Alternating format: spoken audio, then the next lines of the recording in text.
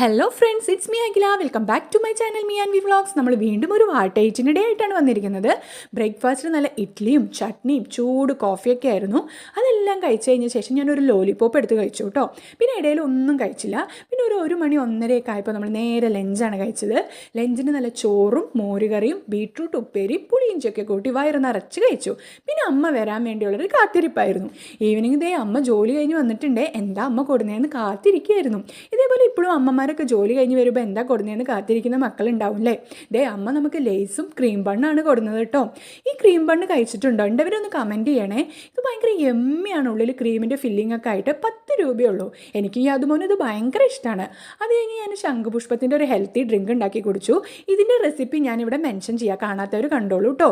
Then ഡിന്നറിന് നമ്മളൊരു ബുൾസയും ക്യാരറ്റും അവിൽ നനച്ചതും കഴിച്ചു. അത് കഴിഞ്ഞൊരു ചോക്കോബോറും കൂടി കഴിച്ചപ്പോൾ നമ്മുടെ ഡേ ഫിനിഷായി. പുതിയ വീഡിയോ ആയിട്ട് കാണുന്നതായിരിക്കും. ബൈ.